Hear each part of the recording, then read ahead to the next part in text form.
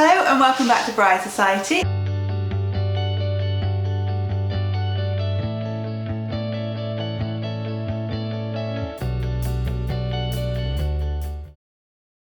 I'm Laura and this is Rebecca, and today we're talking about children at weddings. So you've decided to invite children. We're just going to talk through a few thoughts that you might not have considered, kind of practicalities and other ways to keep them entertained, just so everybody has a brilliant day at the wedding. So we're starting off that with just thinking about the table plan.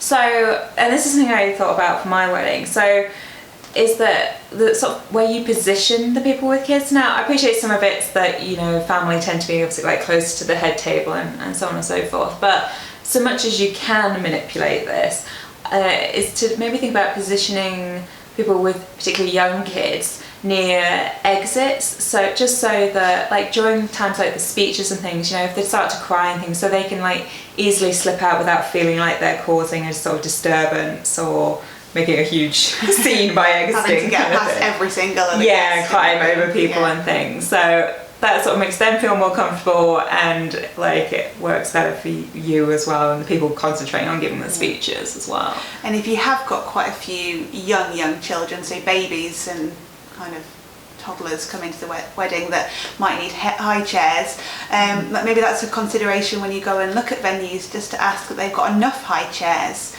to accommodate all the small people that are going to be there, just so everyone's happy. And if not, then whether you need to source some yourself, or I don't know, come up with some other arrangement, whether others can be hired in, things like that. Or sometimes parents as well, like quite a bit, like they have those like what they're called lobster chairs, where they sort of latch onto the table and you screw them in and stuff, that they might just be happy to bring, but just, you know, so you're aware of what the situation is and what you need to kind of sort out. It's helpful.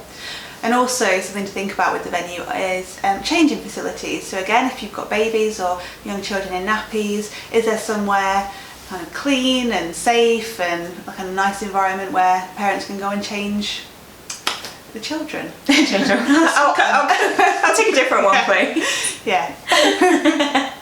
Yeah, that's the thing. And even like actually thinking back, like my venue didn't have change facilities, and I did have babies coming, but it's just even just having that knowledge, so you can forewarn parents that are coming, so they know what they're in for. And like, I mean, the venue was able to sort of arrange an area, but it wasn't sort of near the bathrooms and things, the washrooms. So, but again, it meant I was able to communicate where that would be in advance to these parents that I knew that were coming, so they're not there on the day going, like, it's just helpful.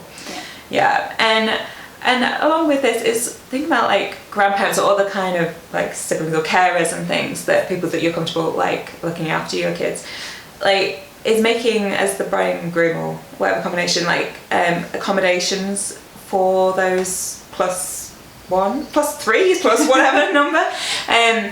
So I'm not saying necessarily like invite their entire family to your wedding, but maybe if there's someone that will come along later on in the evening to take that kid home, like letting the couple know that you're perfectly happy for that person to show up at the wedding and things, and for them to be there for a bit and then take the child home and that kind of thing. Or even come up to part of the day as well. Like I think you've been at a wedding where that's the sister, well, the aunt of the child was invited to the meal, so she could so the parents had the baby during the ceremony, and then the aunt came along to the reception and was just there to look after the baby when the parents kind of was a bridesmaid with the parents and best man. So quite involved, so they couldn't just had to go off for photos and things like that, so there was always somebody there to look after the baby, and then she could take him away later on, and so the parents could stay and enjoy kind of the evening of the wedding. Now, not every parent will want to do that. No. But if the scope and someone even want to bring them, like, because I think you were invited the children, but actually nobody brought them. They were quite happy to be there and things, but then I had quite a few at mine, and I know a grandparent showed up here and there to take the kids. Yeah, so if budget allows and the venue is kind of one that you can flexibly fit in a few extra people, then maybe it's just something to think about. So everyone can just relax and enjoy. talking of enjoying the wedding, they can be quite long days, quite boring for children, depending on the age. So you might want to think about kind of a creche, an area where they can play, depending on the ages. So certainly with like a creche, that might be staffed. You can hire these companies that have kind of childminders that have all been sort of accredited type thing. Work with children, have all the necessary kind of criminal qualifications and checks and that kind of thing. So you can leave the children in their capable hands. So peace of mind. Do activities with them. You can set up your own area with some games, some books, some colouring books, tailoring it to the ages of the children that you've got coming. And I've been to weddings where they've had kind of a mixture of the two, like teepees with lots of activities inside, and then in the evening they've put a film on for the children, so while the adults are all dancing inside, they're all kind of cosy with blankets and watching a movie with popcorn and things like that. And hot chocolate and stuff. So it's a treat for them, and they're also happy and entertained. I kind of want to go to that bit. Yeah. Isn't that wrong?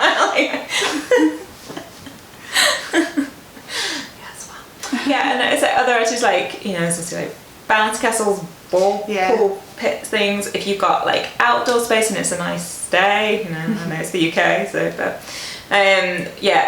bounce castle, like lawn games, again depending on the age of the child, and just maybe separate areas where they can go and be noisy and be loud and enjoy themselves, but without that kind of impeding on anything else as well. And something that you could put together for times where the children are actually part of the wedding, so during the ceremony and then at the reception, if like during the meal and things like that, you could put together an activity pack, and again tailoring it to the age of the children that you've got coming. So if they're young children, there could be colouring packs, maybe wedding themed, have pictures of kind of wedding venues and dresses and cakes and things like that.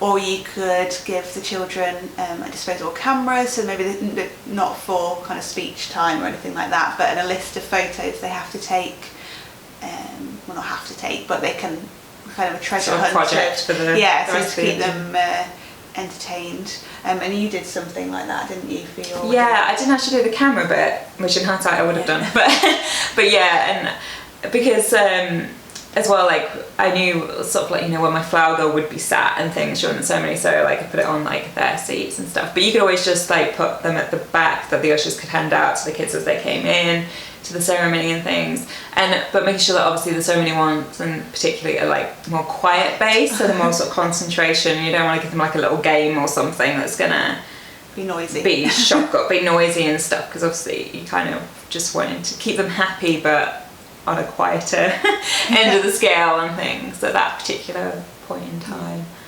So child specific favours.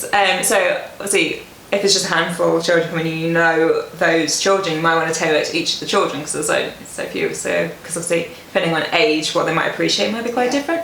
And whether their parents will appreciate you giving them sweets or not, or that kind of thing. So you kind of gauge that.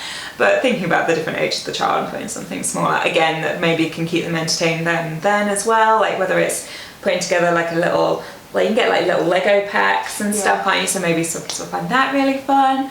And also for babies, like obviously the baby doesn't really care, but but just like I put out like a nice like bib and tied in a ribbon kind of thing, and partly because I was like that might be something that the parents forget to bring to the wedding.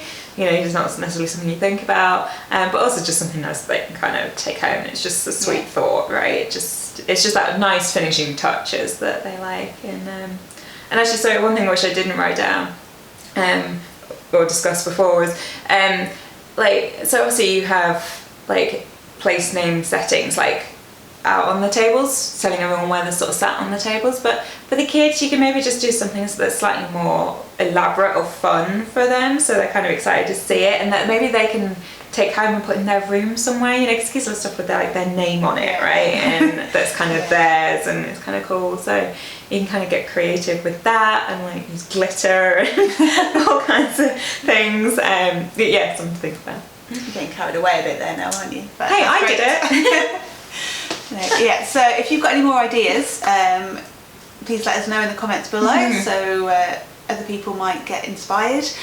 Give the video a like, don't forget to subscribe, and we'll see you next time.